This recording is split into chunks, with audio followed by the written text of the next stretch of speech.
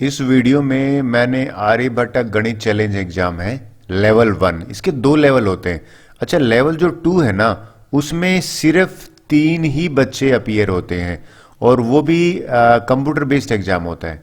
लेकिन लेवल 1 जो है वो स्कूल लेवल पे होता है। उसमें करीब करीब 8th और 9th और 10th से जो टॉपर्स है ना, उनको जनरली टीचर्स ले लेते हैं सिलेक्शन के लिए। है क्या, 40 क्वेश्चन पूछे जाते हैं। बहुत अच्छे क्वेश्चन है। मेरा वीडियो बनाने का मकसद है कि एक अच्छे क्वेश्चंस का एक्सपोजर देना, जिससे कि दिमाग खुले। एनसीईआरटी से बाहर के क्वेश्चन है, सारे के सारे मेंटल एबिलिटी बेस्ड क्वेश्चन है, पजल बेस्ड क्वेश्चन है, कॉमन सेंस बेस्ड क्वेश्चन है। ठीक है, चलिए एक काम करते हैं, बिना टाइम वेस्ट के फर्स्ट क्वेश्चन ले लेते हैं। आपको एक सिंपल सा तरीका, पहले वीडियो क्वेश्चन 1 करते हैं। कहता है कि भाई if A number is multiply by 4/7। आप है ना, बिना कुछ सोचे समझे पहली बात तो नंबर ही ले लेते हैं, एक्स नंबर ले लेते हैं। 4/7 से मल्टीप्लाई किया, 4/7 of x, then divided by 12, division कर देते हैं। ये लीजिए 12/7। कहते हैं then it is equivalent to which of the following operation. इसका बराबर निकालना है ना, पहले तो इसको सिंप्लीफाई करते हैं। डिवीजन का साइन अगर मल्टीप्लाई में करोगे तो 7/12 हो जाएगा। आप एग्री कर रहे हो? उसके बाद तो आपको क्लिक कर ही गया कि 4 1 जा 4 3 जा 7 से 7, आपका x/3 आया। मल्टीप्लाई बाई 3 यानी कि अगर आपका ए ऑप्शन है ना, बिल्कुल ठीक है। क्लियर हुई बात? चलिए नेक्स्ट क्वेश्चन देखते हैं। अच्छा क्वेश्चन है, यूं पजल बेस है। हमें बताना है ई की जगह पे क्या आएगा। ठीक है, चलिए देखिए, पहली चीज मैं आंसर बता देता हूं आपको। अगर आपने ध्यान दिया हो, यहां पे भी a प्लस सी है और यहां पे भी c प्लस ए है, और ये c प्लस ए जो है यहां पे दे रहा है डबल डिजिट, और यहां पे दे रहा है मतलब एक डिजिट d, और फिर एक कैरी जा रहा है। क्लियर हुई बात? तो ये बात आ जाती है, सर यहां क्या आएगा? तो अगर ये कैरी जा रहा है और तो डेफिनेटली ये जो d है ना, ये कैरी 1 होगा। 1 क्यों होगा? क्योंकि दो नंबर का एडिशन करोगे तो 1 से ज्यादा तो जाएगा नहीं, कैरी कितना भी आप लोगे। तो मेरी ऑब्जर्वेशन ने ये कहा कि भाई d जो है वो 1 है। अगर d 1 है तो ये जो सम है ना, इसमें मैंने 1 और ये e मुझे पता नहीं, ये भी 1 और ये भी 1, ये निकाल लिया। अब मेरा जो नेक्स्ट है ना, वो ये क्वेश्चन क्या बन गया? ए सी बन गया, बी और बी बन गया, और सी और ए ये बन गया। अब मैं ऐसे नंबर सर्च करूंगा जिनका सम 1 हो। तो सर आप बताइए, बहुत सारे पॉसिबिलिटी है, एक नहीं होगी।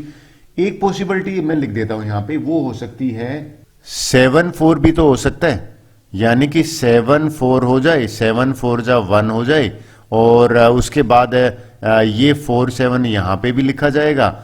तो और यहां पे मैंने ये देखिए नंबर, आप देखिए मैंने अगर एक कॉम्बिनेशन ये ले लेता हूं तो ये बन गया 1 2 1 1। इसके हिसाब से आंसर क्या आ गया? 2 आ गया। तो इस केस में जो आंसर होगा ना, वो सी होगा। आप बोलोगे सर हिट एंड ट्रायल से किया? बिल्कुल किया है।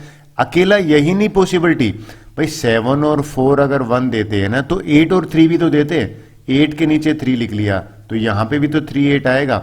और मान लीजिए मैंने सर ये आप 5 5 क्यों लिख रहे हो? फिर देखिए मुझे यहां पे ये बराबर, भाई बी है ना, 4 4 लिखूंगा तो कैरी नहीं बनेगा। तो इस केस में देखिए 1 आया, ये 10 किया, ये भी 1 आया, ये भी। आपने देखा इस केस में भी आंसर 2 आ रहा है। तो जितने भी पॉसिबिलिटी, 9 और 2 करके देख लीजिए, और यहां पे 2 और 9 करा। इस केस में भी जो सम है ना, वो 1 2 1 1 आ रहा है। तो मैं बताना ये चाहता हूं आपको कि दोनों तीनों केस में आंसर सी रहेगा। डन। क्वेश्चन 3 करते हैं। बहुत बढ़िया क्वेश्चन लगा मुझे। कहते हैं सम ऑफ ओड नंबर को अंडरलाइन कर लीजिए। कहता है उसका सम है ना, ये बताइए किससे डिविजिबल हो। जिस बच्चे को ट्रिक पता है उसको पता होगा कि ओड नंबर का सम निकालने का ट्रिक था। क्या ट्रिक था? कि जितने भी नंबर थे, मान लीजिए यहां पे 1 2 3 4 4 नंबर है, तो 4 का स्क्वायर कर दीजिए, इसका सम 16 है। आप करके देख लीजिए।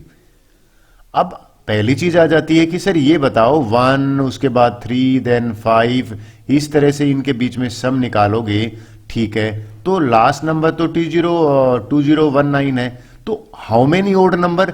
यहां पे ओड नंबर हो जाएंगे, ये जो नंबर है ना, इसमें 1 ऐड करके 2 से डिवाइड कर दो। क्या कहना चाह रहा हूं, 2019 में मैंने 1 ऐड करा, 2 से डिवाइड किया, 2020 आया, इसको डिवाइड करा 2 से।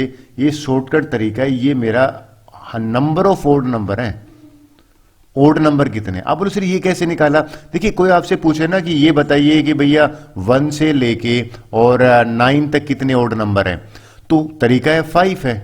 5 कैसे निकाला मैंने, भैया 9 में 1 ऐड करा, 2 से डिवाइड किया, 10 का करा तो 5 आ गया। अब बात करते हैं सम निकालना। नंबर ऑफ जितने भी ओड नंबर है उनका स्क्वायर कर दो, तो ये जो सम है ना ये बराबर हो जाएगा 1010 का स्क्वायर कर दिया, बात बनी। इसका स्क्वायर करोगे तो ऑब्वियसली ये 2 बार आएगा, ये लीजिए भी 2 बार आ गया। अच्छा ये 00 है ना, इसको मैं ऐसे लिख देता हूं 101 इंटू 101 और 100 लिख देता हूं। आपको इतना मिलते ही साफ पता लग जाएगा कि इसका आंसर सी होगा, सी फॉर कैट। दोनों नंबर इसको डिवाइड करेंगे, बात बनी। चलिए क्वेश्चन नंबर 4 पे देखते हैं। वेल अच्छा क्वेश्चन है, सिंपल सा है। बॉक्स के डायमेंशन दे रखे हैं, कहते हैं 100 सच यूनिट्स बनाने हैं। द बॉक्सेस, आपको पता है नंबर ऑफ जो बॉक्सेस है उनका फार्मूला टीचर ने आपको कभी पढ़ाया होगा। जो बिगर रूम है ना उसकी वॉल्यूम, यानी कि बिग रूम की जो वॉल्यूम है ना या बिग बॉक्स की वॉल्यूम है ना उसको डिवाइड कर देते हैं एक बॉक्स की वॉल्यूम से। ये तरीका होता है ना। तो नंबर ऑफ बॉक्स, ये हमें पूछा कि डायमेंशन ऑफ स्मॉलर बॉक्स है ना, ये चीज पूछी है, यानी कि इसको अगर निकालना है तो इसको यहां ले आते हैं। तो 1 स्मॉलर बॉक्स है ना जो, उसकी स्मॉलर बॉक्स की जो वॉल्यूम है वो आ जाएगी बिग बॉक्स की वॉल्यूम डिवाइडेड बाई, इंटरचेंज कर देते हैं। तो बिग बॉक्स की वॉल्यूम है 40 इंटू 35 इंटू 28, ठीक है। और कितने बॉक्स है, 100 है। इसको कट करते हैं, 1 0 से 1 0 कैंसिल हो गया, बिल्कुल ठीक है। नेक्स्ट देखते हैं, ये हम कट करेंगे तो यहां देखिए, मुझे यहां पे ध्यान रखना है, मुझे 7 और 8 लेके आना है। तो पहले यहां पे 7 लेके आते हैं, 5 7 जा, 5 2 जा, बिल्कुल ठीक है, 2 1 जा, और ये आ गया 14, बात समझ में आई। तो मेरे पास बना 4 इंटू 7 इंटू 14। ये जो 14 है ना, ये इसको मैं लिख सकता हूं 7 इंटू 2, और ये 7 इंटू 2 है ना, ये मैं इस 4 के साथ मल्टीप्लाई करूंगा तो 4 इंटू 2 8 हो जाएगा। तो 8 इंटू 7 इंटू 7, आपको नहीं लगता कि बी ऑप्शन इसका करेक्ट है, 8 इंटू 7 इंटू 7। सो ये मेरे हिसाब से इजी तक आपने कर लिया होगा। क्वेश्चन 5 देखते हैं। वेल अच्छा क्वेश्चन है, बहुत बच्चे कहते हैं सर इसमें करें कैसे। भाई ये कह रहा है x is a 5 digit number, x जो है ना वो 5 डिजिट नंबर है, लीजिए मैंने 5 डैश लगा दिए। y इनका सम कर रहा है, ध्यान रखना y किसको रिप्रेजेंट करता है, सम को कर रहा है हमें, और z जो है ना वो भैया इसके सम को करता है। लेकिन एक बात आए, मैक्सिमम पॉसिबल वैल्यू कब आएगी, जब मैं यहां पे 9 जो है ना वो 5 बार ले लूं, ठीक है जी। इनका सम निकालते हैं, जब मैंने सम निकाला तो आप एग्री करोगे 9 5 जा, यहाँ पे 45 आ गया, और ये 45 आ गया। तो इसका अगर मैं सम करूंगा तो 4 प्लस में 5 यानी कि 9 आ गया। आप अगर ए ऑप्शन को क्लिक करते हैं देन आपका आंसर करेक्ट है, डन। चलिए क्वेश्चन नंबर 6 देख लेते हैं। वेल इस क्वेश्चन में देखते हैं, कहते हैं look at this number, 4 number are selected from the made into, 4 number लेने, ठीक है। The pair are added and the resulting 2 number are multiply, ठीक है। स्मॉलेस्ट प्रोडक्ट की बात कर रहे हैं, तो छोटे वाले नंबर लेके लेते हैं ना, 2 3 5 7 है ना। ये हमसे कह रहा था कि भाई 4 नंबर लेना, तो मैंने ले लिए 2 3 5 7। फिर कहता है ये जो पेयर थे ना, भाई मैंने 2 और 3 का पेयर ये ले लिया और ये पेयर ले लिया। फिर कहता है इनको पेयर आर एडिड, इनको ऐड कर लो, 2 प्लस में 3 को ऐड करा तो कितना आया, 5 आया, ठीक है। इन दोनों को ऐड करा तो सम कितना आया, 12 आया, ठीक है। कहते हैं रिजल्टिंग नंबर को मल्टीप्लाई करो, इनको मल्टीप्लाई कर दो, तो आंसर 60 आया। आई थिंक 60 से नीचे आंसर नहीं आएगा, करेक्ट। आप करके देख लीजिए, किसी भी केस में बड़े नंबर लेके देख लीजिए। So this is answer. चलिए नेक्स्ट क्वेश्चन की बात करते हैं। चलिए क्वेश्चन 7 करते हैं। कहते हैं on Thursday night total student है 120, राइट। और उसमें 2 कैटेगरी कर रखी है इसने कि भाई जो कॉफ़ी का ड्रिंक कर रहे हैं ना, उसमें एक कोल्ड कॉफ़ी है, ठीक है, एक ब्लैक कॉफ़ी है, और इसने एक लाइन बोला कि 1/3 of the student are female. हमें क्या बताना है, how many female student drink cold coffee. तो कि सबसे पहले करने का तरीका बताता हूं। टोटल मेरे पास 120 दे रखा है ना, इसने साफ लिखा हुआ है कि 1/3 ऑफ दो स्टूडेंट्स आर फीमेल। तो मैंने क्या करा, मेल और फीमेल दो कैटेगरी बनाई और 1/3 का मतलब है 1/3 से मल्टीप्लाई किया, तो पूरे उसमें 40 है ना वो फीमेल है। ठीक है, फिर कहता है भाई 1/5 of the student drink black coffee. अब ये देखिए कोल्ड कॉफी और ब्लैक कॉफी के दो कैटेगराइज करी, तो ये जो ब्लैक कॉफी कह रहा है ना ये 1/5 कह रहा है, तो 120 का 1/5 करा वो 24 आया। अब पता है क्या कह रहा है, कहते हैं if 10 of the students are male, इस 24 में से अगर 10 मेल हैं और फीमेल कितनी होगी 14। अब हमसे कहता है how many female drink cold coffee. Total female थी 40। अगर मैं 40 में से ये मुझे निकालना है ना, 40 में से 14 अगर मैं सब्ट्रैक्ट कर देता हूं 26 आंसर आ जाता है। यानी कि अगर आपका आंसर बी है बिल्कुल करेक्ट है। डन। चलिए नेक्स्ट क्वेश्चन देख लेते हैं, बड़ा इजी क्वेश्चन है बहुत ज्यादा। कहते हैं दो product of two integer is 36, x into y है ना वो मुझे दे रखा है 36, राइट। और कहता है उनका सम है ना उन दोनों का वो दे रखा है 13। अच्छा, हिट एंड ट्रायल के ज्यादा क्वेश्चन आते हैं आर्यभट्ट वाले में, तो हिट एंड ट्रायल से कर देते हैं। 9 इंटू 4 देखो 36 आ रहा है, 9 प्लस में 4 यानी कि 13 आ रहा है। तो what is a positive difference between these two number. भाई 9 माइनस में 4 करा 5 है, वो पॉजिटिव डिफरेंस आ रहा है। ये काफी इजी क्वेश्चन था। 9th क्वेश्चन कर लेते हैं, देखिए क्या क्वेश्चन कह रहा है। कहता है भाई हाईएस्ट कॉमन फैक्टर, ये HCF दे रखा है, यानी कि हमें HCF दे रखा है वो है, HCF दे रखा है हमें 12, राइट। और LCM दे रखा है 3 नंबर का 59400, राइट। अब एक चीज है, कहते भाई 3 नंबर है, एक नंबर कितना है 264 है, बिल्कुल ठीक है। दूसरा नंबर है 1980 और थर्ड नंबर है ना वो हमें मिसिंग है, वो निकालना है। कहते हैं find the largest possible value of A. देखिए इसको करने से पहले ये बताइए क्या ये तीनों नंबर एलसीएम को डिवाइड करेंगे? बिल्कुल करेंगे। तो मैं हिट एंड ट्रायल से करता हूं। ये जो ए नंबर है ना इसके 4 ऑप्शन दे रखे हैं, करेक्ट। और ये चारों ऑप्शन में से जो ऑप्शन एलसीएम को पूरा डिवाइड करेगा वो आंसर होगा। तो मैंने क्या करके देखा, मैंने देखा कि डी ऑप्शन में ना 59400 और इसको 5400 से डिवाइड करा, ये 2 जीरो से 2 जीरो कैंसिल हो रखा है, इसको डिवाइड करके देखा तो ये आंसर आ जाता है 1 और यहां पे आ जाता 11 आंसर आए। कंप्लीटली डिवीजन इसी केस में होता है, इन तीनों केस में कंप्लीट डिवीजन होता ही नहीं है, जबकि जो थर्ड नंबर है ना वो एलसीएम को तो पूरा पूरा डिवाइड करेगा। तो इनमें से यही एक नंबर है जो इसको पूरा पूरा डिवाइड करता है। तो इस केस में आंसर है डी। बात बनी। चलिए 10th क्वेश्चन करते हैं। ये जितना बड़ा क्वेश्चन है उतना छोटा सा आंसर है। हमें इक्वली, जब मैंने इसमें एक पढ़ा ना कि इक्वली अमंग, तो मुझे पता लग गया ये डिवाइड करना है। -63p4 q की पावर 5 r है ना, इसको डिवाइड करना है इससे -7p की पावर 3 q की पावर 2 r से।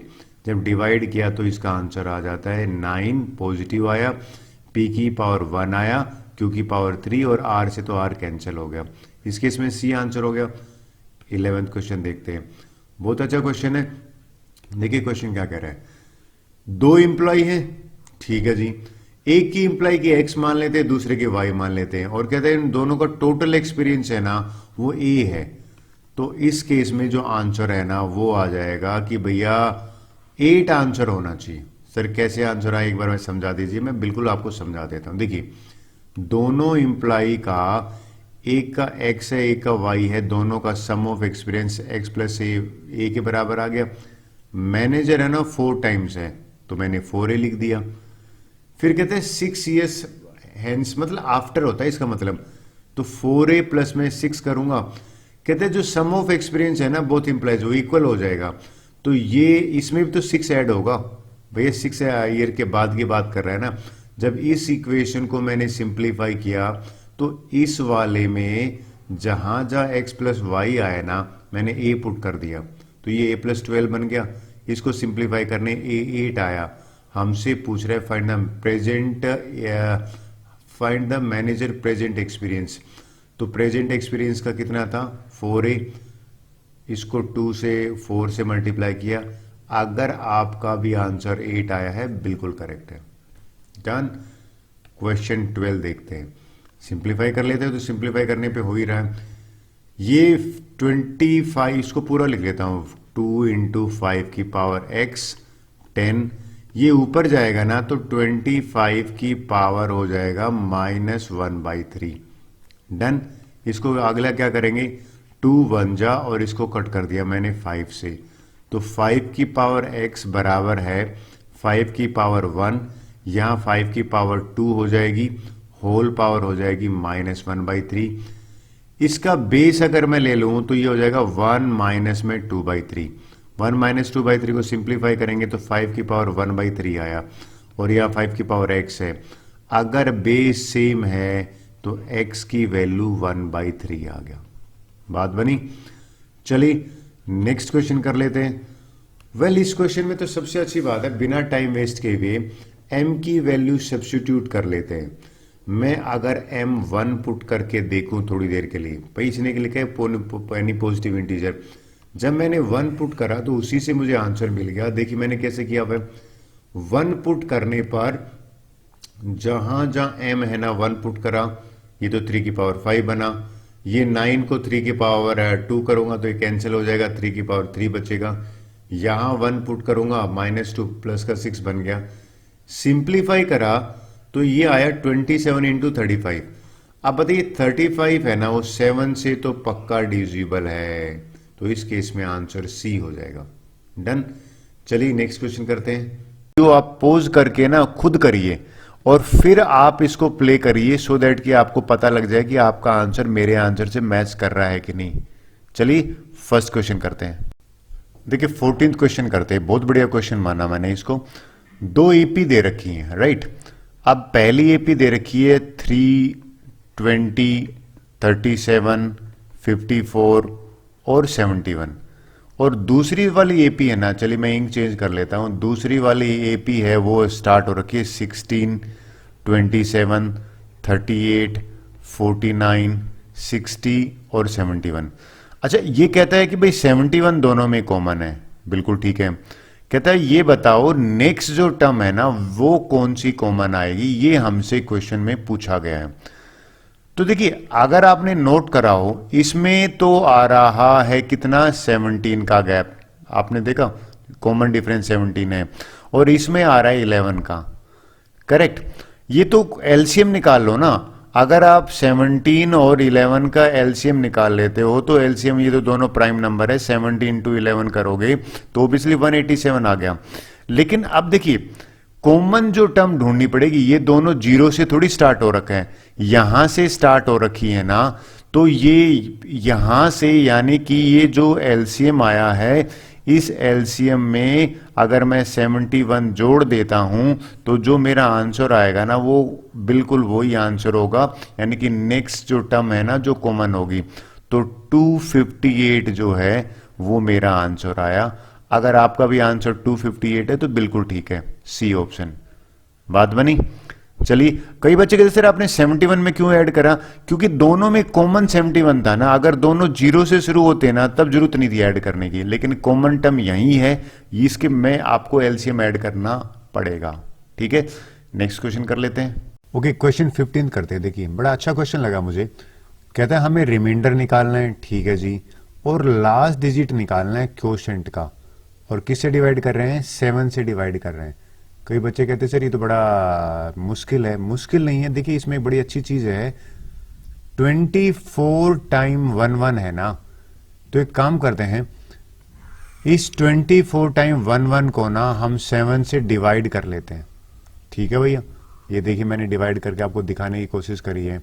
जब मैंने डिवीजन करके आपको दिखाया है ना, तो ये 24 टाइम्स मैंने लिखा है, 7 1 जा 7 ये लिखा, फिर 4 बचा, तो ये नीचे ना अगर आपने देखा 0 बच गया, और कितने 1 चले गए, देखिए 2 1 यहाँ पे आ गए 11 में, ये वाला 1 मैंने यहाँ कॉपी करा नीचे, ये वाला 1 मैंने यहाँ पे कॉपी करा है नीचे नीचे, ये वाला यहाँ पे करा है, और ये वाला मैंने यहाँ पे करा है, तो ये चले गए 6 के बाद ही आता है। अब ये अगर आपने देखा 1 मैंने ये वाला उतारा है नीचे, ठीक है, 1 तो छोटा नंबर है, 0 लगाना पड़ेगा, फिर सेम 1 उतारा, तो आपको नहीं लगता ये पूरा रिपीट कर रहा है, यानी कि 1 5 8 7 3 0, फिर यहां पे आएगा 1 5 8 7 3 0, इस तरह से चलेगा। हमसे पूछा था रिमाइंडर, तो आपने देखा अगर ये 6 डिजिट के बाद रिमाइंडर 0 आ रहा था ना, तो ये तो 24 डिजिट्स है ना, तो 24 भी तो 6 का मल्टीपल है, तो इसका जो रिमाइंडर है वो 0 होगा, पहली चीज, ठीक है। फिर आपने देखा कि कोशेंट का लास्ट डिजिट, जब ये ऐसे सीक्वेंस चलता रहेगा ना, 1 5 8 7 3 फिर 0 1 5 8 7 3 0, एक्चुअल में लास्ट में आएगा जो आएगा 1 5 8 7 3, तो ये जो कोशेंट है ना, इसका लास्ट डिजिट 3 है, तो अगर आपका आंसर ए आता है, बिल्कुल ठीक है, बात बनी। चलिए 16th क्वेश्चन देखते हैं, बड़ा अच्छा क्वेश्चन है। अगर आपको बकेट का नाम सुनते ही हाइट दे रखी है, 2 रेडियस दे रखी है, 2 रेडियस, अच्छा रेडियस जो होता है ना वो प्लूरल होता है रेडियस का, वॉल्यूम पूछा है हमसे, ये किसी बच्चे को अगर फर्स्ट टर्म सुन रखा है तो उसके लिए आसान हो जाएगा, 10th क्लास में फर्स्ट टर्म टीचर पढ़ाता है, इस तरह की बकेट है ये, ठीक है। ये रेडियस दे रखी है हमें 35, ये दे रखी है 14, ये लेंथ दे रखी है। इस फ्रस्ट्रम की वॉल्यूम का फार्मूला ये होता है 1/3 पाई एच, आर बड़े वाली है, फिर और कैपिटल आर और स्मॉल आर का। इसमें जब मैंने वैल्यू सब्स्टिट्यूट करी ना, कैपिटल आर यानी कि 35, स्मॉल आर यानी कि 14, जब ये पुट करा ऑन सिंप्लीफिकेशन मुझे ये आंसर मिला, ये आंसर सी है। अगर आपका भी आंसर सी आया है बिल्कुल करेक्ट है, बात बनी। 17th क्वेश्चन देख लेते हैं। ये क्वेश्चन देखते हैं क्या कह रहा है, बड़ा कहता है कि भैया कोई पोलिनोमियल या कोई फंक्शन टाइप का दे रखा है, कहते हैं एफ एन के जितने भी एफ एन है ना वो निकालो, और वो प्राइम नंबर हो वो निकालो, और उनका सम निकालो। इसने पॉजिटिव इंटीजर दे रखा है एन, तो पॉजिटिव इंटीजर तो 1 से शुरू होते हैं, 1 2 3। एक काम करते हैं पुट करके देख लेते हैं। जब मैंने 1 पुट करा तो मैं पता करना चाहता हूं क्या निकल के आया, तो आप एग्री करोगे 1 पुट करा जहां जहां पे n था, n की पावर 4 है, 1 की पावर 4 गया, लास्ट में 7 प्राइम नंबर आया। जब मैंने n की जगह पे 2 पुट करा, 2 की पावर 4, लास्ट में इनका करा सिंप्लीफाई 13 आया। लेकिन ये 3 और 4 पुट किया ना, तो ये प्राइम नंबर नहीं है, हमें प्राइम नंबर का सम चाहिए, और ये भी प्राइम नंबर नहीं है, ये तो 7 से डिविजिबल है, तो प्राइम नंबर यही 2 निकल के आ रहे हैं, तो इन दोनों को मैंने ऐड कर दिया। अगर आपका भी आंसर 20 आ रहा है देन बिल्कुल करेक्ट है। चलिए 18th क्वेश्चन देखते हैं, बहुत ही बढ़िया क्वेश्चन है। क्वेश्चन क्या कह रहा है, कहता है कि what is a least shortest distance between 2 semicircle, ये निकालना है। अगर मुझे ये m और n निकालना है ना, तो कैसे करना पड़ेगा, ये जो पूरी लेंथ l है ना, इस l में से, ये पूरी l ले ली मैंने, इसमें से ये रेडियस होगी r, और ये भी एक रेडियस होगी r, यानी कि 2r माइनस कर दूंगा ना, तो ये बीच वाला शॉर्टेस्ट डिस्टेंस बच जाएगा। चलिए करते हैं। हमें दे रखा है शेडिड एरिया ना, तो ये बताइए भैया शेडिड एरिया जो है, आप सारे एग्री कर रहे हो, वो रेक्टेंगल के एरिया में से आधा सर्कल यहां आधा यहां, सर्कल का एरिया माइनस कर दिया, और हमें 100 दे रखा है। ये 10 है, अगर ये 10 है, लेंथ को मैंने l लिया, तो 10l तो हो गया रेक्टेंगल का एरिया, पाई आर स्क्वायर हो गया किसका एरिया। अब बोलो सर रेडियस तो दे ही नहीं रखी, अरे ये डायमीटर है ना, तो ऑब्वियसली ये 5 हो जाएगा। तो इनको सिंपली मुझे ये 25 पाई को यहां ले गया, प्लस का बन गया, मुझे एल चाहिए था, 10 को वहां ट्रांसपोज करूंगा तो 100 के नीचे तो 10 आएगा, ये 2.5 बन जाएगा, 10 से डिवाइड करें ना। अगर इस एल में से ये जो एल है ना, मैं यहां 5 और यहां 5 रेडियस के माइनस कर दूं, 10 माइनस कर दूं, तो मेरे को एम एन मिल जाएगा जो चाहिए था। इसमें से ये दोनों 10 कैंसिल हो गए, 2.5 पाई अगर आपका आंसर है, बिल्कुल करेक्ट है। बात बनी। चलिए 19th क्वेश्चन देखते हैं। मेंटल एबिलिटी का क्वेश्चन है, विच of the following can note, can note को देखिए ध्यान रखना भैया, आप इसको ना कभी कंफ्यूजन हो जाओ तो पेपर कटिंग करके बना के देख लो, पेपर कटिंग करके बना के देखोगे ना तो आपको पता लगा कि भैया डी आंसर है ना, वो है इसका। सर क्यों? क्योंकि इसमें ये जो रेक्टेंगल बार है ना, वो इस तरह की आनी चाहिए थी, ये इस तरह की आनी चाहिए थी, है हॉरिजॉन्टल वर्टिकल आनी चाहिए थी। So this is the answer, ये पॉसिबल नहीं है। डन। चलिए 20th क्वेश्चन देखते हैं। क्वेश्चन क्या पूछा गया है, इस फिगर में आपको करें एंगल ए एफ ई ये 45 डिग्री है, हमें रेशियो दे रखा है ए एफ या रेशियो है तो 2x ले लेता हूं, एफ बी का रेशियो 1 है तो x ले लिया, तो ये तो 3x हो गया, ये स्क्वायर है ना, ये 3x है तो भैया ये भी 3x हो जाएगा, ये भी 3x हो जाएगा, ये भी 3x हो जाएगा। ठीक है, ये 90 है हमें पता ही है, और ये भी 45 हो जाएगा, ये 45 है तो ये दोनों साइड बराबर हो जाएंगे आइसोसेलेस से, ये बराबर हो जाएगी तो ओबियसली ये 3x के दो टुकड़े मिल गए, यानी कि ये 2x हो जाएगा और ये x हो जाएगा। क्वेश्चन क्या है, कहते find the ratio of the area of triangle का जो रेशियो है ना, देखो आप पहले आप दिमाग रखिए, ये रेशियो किसका पूछ रहा है, पहले ट्रायंगल का पूछ रहा है। ठीक है जी, ट्रायंगल का ऊपर आ गया, फिर पूछ रहा है स्क्वायर का नीचे आ गया। अच्छा ट्रायंगल का छोटा होगा ना, छोटा होगा तो पहला नंबर छोटा होना चाहिए ना, तो ये तो ऑप्शन हो ही नहीं सकता, पहला नंबर 9 बड़ा है, ये भी नहीं हो सकता पहला नंबर 4 बड़ा है, इन दोनों में से आ गया। अब देखिए ट्रायंगल का एरिया तो बड़ा आसान है, कैसे निकालेंगे पूरे स्क्वायर का, पहले तो स्क्वायर का एरिया बताऊं भैया, 3 जा 9x स्क्वायर यहां पे आ गया। ठीक है, इस ट्रायंगल का एरिया निकालने का तरीका है, स्क्वायर के एरिया में से तीनों ट्रायंगल माइनस कर दूंगा, 1 नंबर का एरिया, 2 नंबर का एरिया, 3 नंबर का एरिया, तीनों का एरिया ऐड करके माइनस करूंगा, तो यहां पे आपको मोटा मोटा बता दूं 4x स्क्वायर के करीब करीब आता है। कैलकुलेशन कर लीजिए आप, x स्क्वायर से x स्क्वायर कैंसिल हो गया, अगर आपका आंसर भी ए आता है बिल्कुल करेक्ट है। बात बनी। चलिए नेक्स्ट क्वेश्चन की तरफ चलते हैं। देखिए 21st क्वेश्चन देखते हैं, अच्छा क्वेश्चन है, आई थिंक बहुत बार आया हुआ है, इंपॉर्टेंट कहूंगा इसको, मैंने बहुत बार देखा मेरे टीचिंग कैरियर में।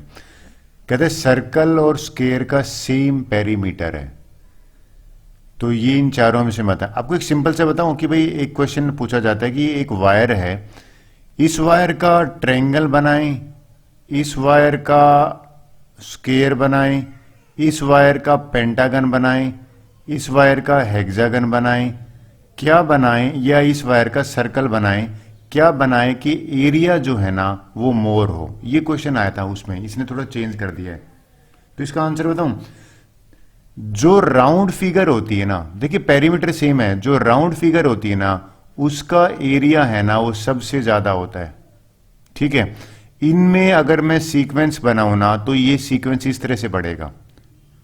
कंडीशन क्या है कि लेंथ है ना, पेरीमीटर सेम हो, तो देर एरियाज आर इक्वल, ये नहीं होगा, तो area of the circle is greater, यानी कि इस केस में बी आंसर होगा।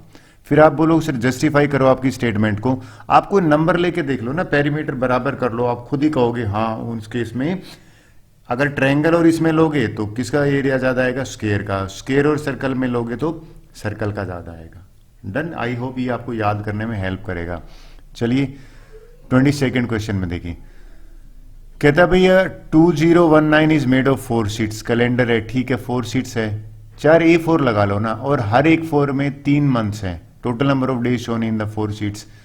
आप एग्री करोगे इसमें, ये तो ज्यादा इजी है, ये तो है ही नहीं उस लेवल का। भाई मैंने पहली सीट में ना 3 मंथ ले लिए, जनवरी में 31, फरवरी में 28 और यहां पे लिए 31, ऐड करा 90 आया।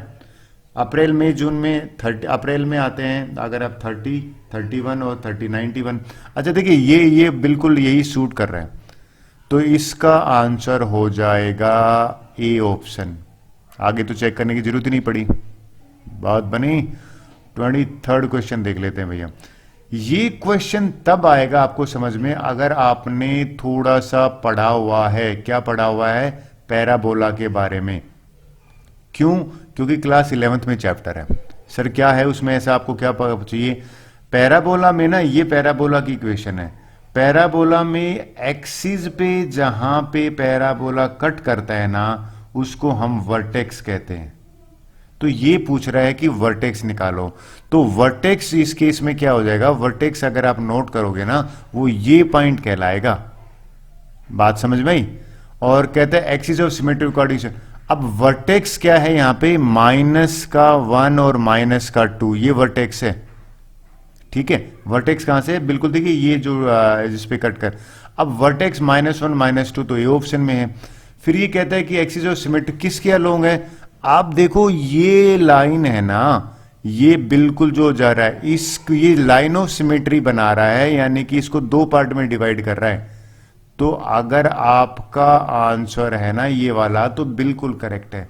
ये आपको 11th स्टैंडर्ड में चैप्टर है कोनिक सेक्शन, वहां पे आपको ठीक से समझ में आएगा। ठीक है, चलिए आगे ले लेते हैं।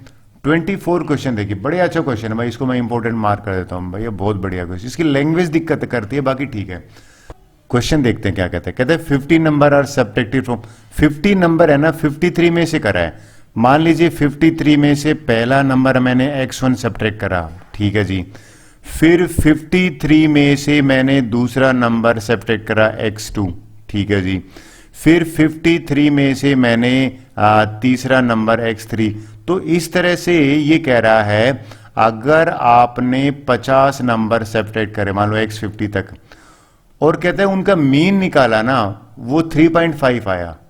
तो मीन कैसे निकालते हैं भाई? कितने नंबर है टोटल? आप मानते हो ना 50 नंबर हैं, 50 से डिवाइड करूंगा तो मीन जो आया ना यहां पे आया 3.5। बिल्कुल ठीक है। अब हमसे कहता है what is the mean of original set of number.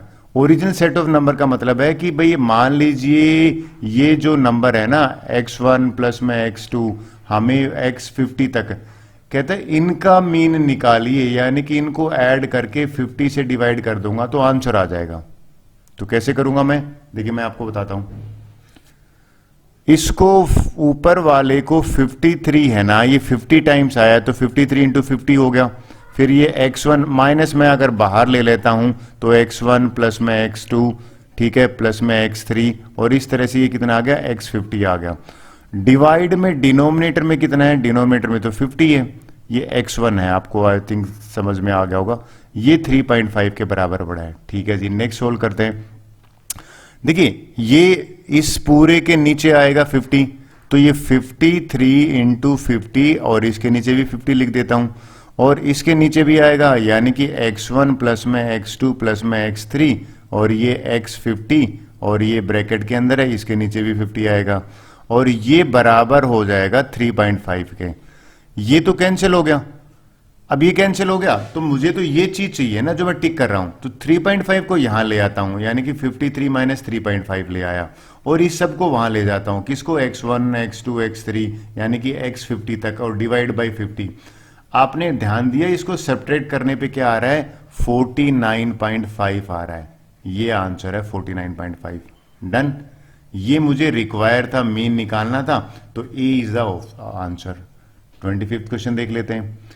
अगर ये कभी क्वेश्चन आने तो बड़ा अच्छा सा तरीका है कि भैया आप ये क्रॉस बना लो, और आप सबको पता है भैया J&K के नॉर्थ में होता है, साउथ में तमिलनाडु है, वेस्ट में राजस्थान है, ईस्ट में आसाम है। तो Sumedha begin is journey walking 20 metre north from, यहां से 20 मीटर नॉर्थ, ठीक है भैया, ये 20 है। फिर क्या लिखा हुआ है? ही देन टेक्स राइट टर्न, ये या आप चल रहे हो, एक्चुअल में कोई नहीं चला, तो आपका राइट हैंड है ना वो दे, तो यहां पे राइट हैंड ले लिया, तो ये लीजिए भैया 30 हो गया। आफ्टर अनदर राइट टर्न, ये लीजिए वापस राइट टर्न लिया आपने नीचे। ही कवर 35 गया, तो 35 का मतलब है 20 तो ये, और 15 ये, बिल्कुल ठीक है। 30 फिर अपॉन टेकिंग लेफ्ट हैंड। अब देखिए अब यहां पे ये आप जा रहे हो ना, तो लेफ्ट हैंड इसने यहां पे लिया, ये लेफ्ट हो गया, और कहता है 15 मीटर गए, ये लीजिए आपका 15 मीटर हो गया, बिल्कुल ठीक है जी। फिर कहता है finally another take left turn, फिर वापस लेफ्ट टर्न लिया और कहता है फिर वापस 15 मीटर आ गया, तो यहाँ पे आ गया आप और यहाँ पे आके खड़े हो गए। What is the Sumedha final position with respect to original? पहले तो यहाँ पे आप खड़े होना, तो ईस्ट में आगे और यहाँ पे ये 30 है और ये 15 है, तो 45 मीटर टू द ईस्ट है ना, ये आपका आंसर होगा। बात बनी? चलिए नेक्स्ट क्वेश्चन करते हैं। ओके 26 क्वेश्चन करते हैं। देखिए क्या क्वेश्चन है। कहता भाई दो टीम है ए और बी, ठीक है। अच्छा, तीन में से जो भी दो जीत लेगा ना, बिल्कुल ये ऐसा ही होता है कि भाई वो विनर होगा। और इसका कहता है कि ए टीम की विनिंग प्रोबेबिलिटी है 5/8 है, तो लूजिंग 3/8 हो जाएगी।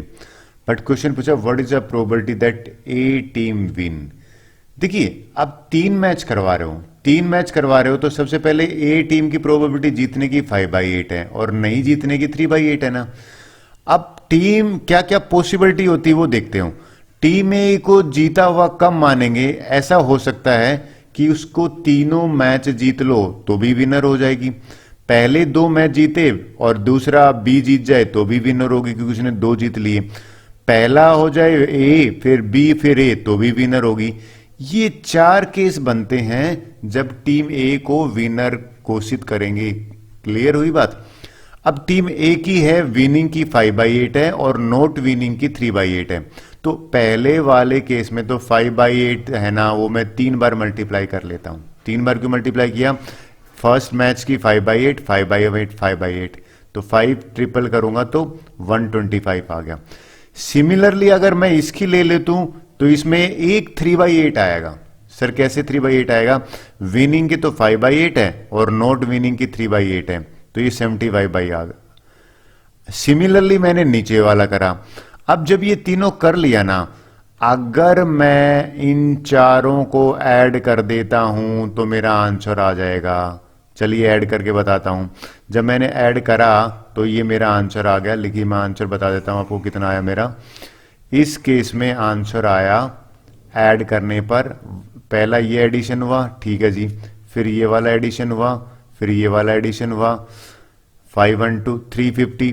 इनकी लोवेस्ट फॉर्म करने पे जो आंसर आया है ना वो डी है।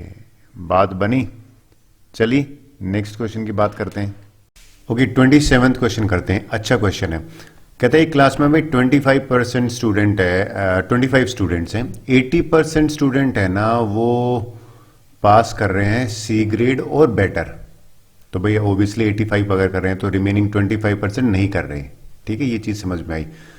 कहते हैं 2 student are randomly selected from the class, what is the problem? Neither student, तो ये नोट वाले हमें करना है।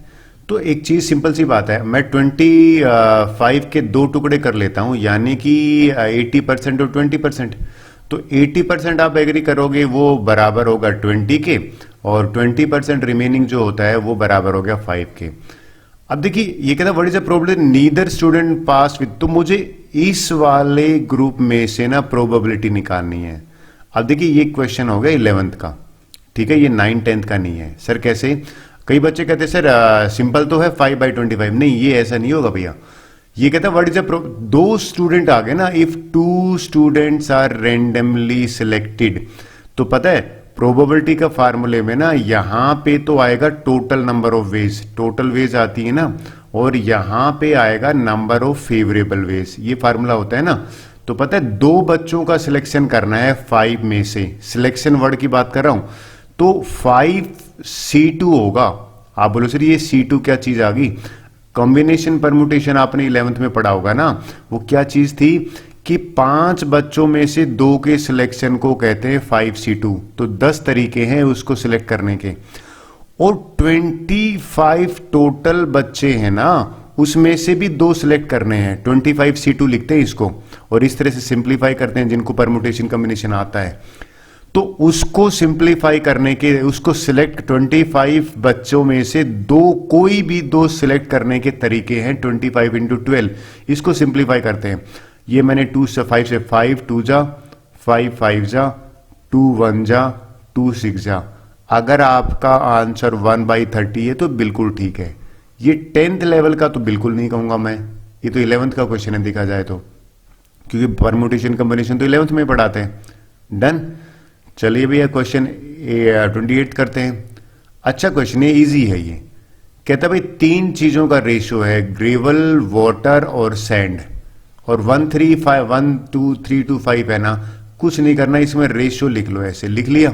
अच्छा आपको पता है जब भी रेशियो आते तो एक्स लगाते हैं, और ये कहता है ये बताओ हाउ मच वाटर निकालना है, वाटर का would be needed to 72 KG mixture चाहिए ना, तो इन तीनों के आगे एक्स लगा लो और 72 सम कर दो, सिंपल सी बात है। कैसे? देखिए मैंने करा है भाई, x 3x 5x 72 किया, 9x आ गया, x की वैल्यू कितनी आ गई यहाँ पे 8, और वाटर का कितना था, वाटर का तो 3x था, तो 3 इंटू एक्स करूंगा। अगर आपका आंसर 24 है ना, बिल्कुल ठीक है, बात बनी। चलिए 29 करते हैं। ये यार 8th स्टैंडर्ड का क्वेश्चन है ये, और जिस बच्चे का आंसर ए फॉर एप्पल है ना वो बिल्कुल ठीक है। आप बोलोगे सर कैसे आए ए फॉर एप्पल, वो समझा देता हूं, वो कोई बड़ी बात नहीं है। लॉन्ग डिवीजन मेथड से कराया मैंने। सर कैसे? 0.4 के ऊपर बार था तो 4 4 लिखता रहा मैं, ठीक है। फिर मैंने पेयर बनाया, 6 6 जा 36, इस तरह से करा तो 6 जो है ना वो बार बार आता रहा, तो 6 के ऊपर बार है, वो आंसर आ गया। तो लॉन्ग डिवीजन मेथड से करा मैंने। 30th क्वेश्चन देख लेते हैं। वेल 30th क्वेश्चन भी 8th स्टैंडर्ड का है, प्रॉफिट लॉस की बात कर रहे हैं, और इसका आंसर आ जाता है, अगर आपका आंसर आ जाता है 792, बिल्कुल ठीक है। आप बोलोगे सर कैसे आए 792, समझाओ तो सही, तो भी बताता हूं। एक्चुअल में ये तो सिंपल इसलिए कहूंगा कि अगर आपका भाई एमआरपी दे रखी है ना 800, ये लो 800 है, डिस्काउंट देने के बाद कितनी प्राइस बन गई, 720 बनी। अब 720 पे 10% टैक्स है, तो 720 पे 10% टैक्स निकाला ना, इसको जीरो से जीरो करा तो 72 रुपीज टैक्स आए। तो 720 के नीचे 72 मैंने ऐड करा, तो 792 is the answer. 8th standard का मानूंगा मैं ये। अगला ले लेते हैं। वेल ये बड़ा सिंपल सा क्वेश्चन कह रहा हूं। कहता भाई हमें ये नहीं पता कितने लोग पिकनिक पे गए, ठीक है, फिर 4 कम हो गए। तो अगर सिंपल सी बात है, इस केस में मैं ये कहूं कि भाई मान लेते हैं थोड़ी देर के लिए कि जो लोग पिकनिक पे गए ना वो एक्स थे, और ये क्वेश्चन में ही साफ लिखा है। क्वेश्चन में क्या लिखा है? कहता है कि भाई बिकॉज ऑफ सम रीजन ना वो 4 student couldn't make it to picnic, तो 4 माइनस कर देते हैं, न्यू स्ट्रेंथ आ गई। टोटल एक्सपेंडिचर 96 रुपीज हुआ है पूरी पिकनिक में। तो पर हेड निकालने का क्या तरीका है? पहले 96 को 4 से x से डिवाइड कर देंगे, इनिशियली जो था। लेकिन जो नए बच्चे हैं तो 96 को x माइनस 4 से डिवाइड किए, पर हेड एक्सपेंसेस हैं। कहता है पर हेड 4 रुपीज है, इंक्रीज कर गए। इन लोगों ने, इन दोनों में पर हेड का एक्सपेंडिचर है, इन दोनों का डिफरेंस 4 रुपीज आ गया। तो मैं अगर इन दोनों में लिख दूंगा, इक्वेशन क्या बना दी मैंने कि भैया 96 ये दिस माइनस में दिस, इन दोनों का डिफरेंस है ना वो 4 है। अब इसको सोल्व करने की बजाय क्या करो, वैल्यू पुट कर लो। x की वैल्यू 8, 12 या 16, और इसमें से क्या कर, तो x 12 पुट करने पे बात बन रही है। 12 पुट करोगे तो ये हो जाएगा 96 माइनस में 12 माइनस 4 करोगे तो 8, और 96 को 12 से करा तो 8 से करा तो 12 माइनस में, और ये 8 तो 4 बिल्कुल। लेकिन हमसे कह रहा है how many friends attended picnic, तो x माइनस 4 ने अटेंड करी थी ना, तो 12 माइनस 4 करेंगे। अगर आपका आंसर 8 आता है, बिल्कुल ठीक है। चलिए नेक्स्ट क्वेश्चन की तरफ चलते हैं। नेक्स्ट क्वेश्चन में देखिए बड़ा अच्छा क्वेश्चन, ये इजी मानता हूं मैं इसको। मिक्सचर दे रखा है और रेशियो दे रखा है, तो भैया बिना टाइम वेस्ट किए x40 जो था ना, इसके 2 टुकड़े कर लीजिए, मिल्क और उसका। सर कैसे 2 टुकड़े करिए? एक मिल्क का कर लिया मैंने, एक वाटर का, इसका 9x लिख दिया, इसका x लिख दिया। कहता है कि भैया दोनों का सम 9x प्लस में x 40 है, तो x यहां से 10x इक्वल टू x 4 आया, तो 4 मल्टीप्लाई किया, तो ये तो मिल्क है, ये है वाटर। कहता है 2 लीटर वाटर ऐड कर देते हैं, लीटर वाले में ऐड करा है 2 लीटर, ये 6 लीटर हो गया। अब इन दोनों का रेशियो 6:1 है, जिसका भी आंसर डी आ रहा है ना, बिल्कुल ठीक है, डन। चलिए नेक्स्ट क्वेश्चन की तरफ चलते हैं। 33 क्वेश्चन करते हैं। बड़ा इंटरेस्टिंग क्वेश्चन है, मुझे बड़ा शॉर्टकट ट्रिक निकालने में टाइम लगा। ठीक है, इसको सिंप्लीफाई करें तो क्या है, अगर आप ध्यान से देखो ना, ये चीज कॉमन है, ये यहां पे भी प्रेजेंट है, ये यहाँ पे भी प्रेजेंट है, ठीक है, और ये यहाँ पे भी प्रेजेंट है, और ये यहाँ पे भी प्रेजेंट है। मैं अगर इसको P ले लेता हूं ना तो ये रिड्यूस हो जाएगी, ये पूरी एक्सप्रेशन ही रिड्यूस हो जाएगी। तो चलिए मैं आपको समझाता हूं फिर नेक्स्ट मैंने करा क्या है। इसको मैंने, ये क्वेश्चन था, इस क्वेश्चन में मैंने जहां जहां पे 1 प्लस में ये जो पोर्शन था ना, इसकी जगह पे मैंने P लिया तो ये रिड्यूस हो गया 1 प्लस P, ये ब्रैकेट। अगर मैं इसकी जगह पे P ले रहा हूं ना तो ये हो जाएगा P प्लस में 1/75, ये तो अलग आएगा। फिर ये चीज मैंने P ली है तो ये भी क्या हो जाएगा P1 प्लस में P प्लस है, यानी कि देखिए इसमें 3 टर्म्स हैं, और ये पूरी मैंने P ली है। तो सर ऐसे करने से होगा क्या, अब मैं इसको आगे सिंप्लीफाई करूंगा ना तो ये तो बिल्कुल कैंसिल हो गया, आंसर ही आ गया। देखिए कैसे आंसर आ गया, इस 1 से मल्टीप्लाई करते हैं पूरे ब्रैकेट को तो P प्लस 75 आया, P को P से करा P स्क्वायर आया, P को 1/75 से ये आया, फिर इस P को 1 से करा तो P आया, P इंटू P स्क्वायर। आपने कुछ ध्यान दिया, ये प्लस का P है, माइनस का P है, प्लस का है, माइनस का है, प्लस का है, माइनस का है, बचा क्या 1/75। अगर आपका भी आंसर A है ना तो बिल्कुल करेक्ट है, ठीक है। चलिए नेक्स्ट क्वेश्चन कर लेते हैं। चलिए 34th क्वेश्चन करते हैं, बहुत अच्छा क्वेश्चन है। कहता है ये 3 एरिया है, ये 3 स्क्वायर हैं, इनका एरिया का सम 142 है और हमें AH निकालना है। हमें यहां से लेके और ये लेंथ निकालनी है। अच्छा मान लीजिए थोड़ी देर के लिए मैं इसको A मान लूं, इसको B मान लूं और इसको C मान लूं, तो हमसे पूछा गया है A plus B plus C ना, ये हमें निकाल के देना है। और दे क्या रखा है, तीनों का एरिया। अच्छा इसका एरिया क्या हो जाएगा, A स्क्वायर हो जाएगा भाई, साइड इंटू साइड। इसका क्या हो जाएगा, B स्क्वायर हो जाएगा। इसका क्या हो जाएगा, C स्क्वायर हो जाएगा। तो हमें दे रखा है A square plus B square plus में C स्क्वायर, ये 142 दे रखा है। ये तो हिडन ट्रायल से भी कर लेते हैं, बिल्कुल ठीक है। देखिए अगर मैं 3 नंबर आपको बता दूं 5, 6 और 9, इनको आप कर लो 25 प्लस में 36 प्लस में 81। अगर आप ये करते हो तो 142 आ रहा है। तो 142 आ रहा है तो आपको करना क्या है, 5 प्लस 6 प्लस में 9 को ऐड करना है।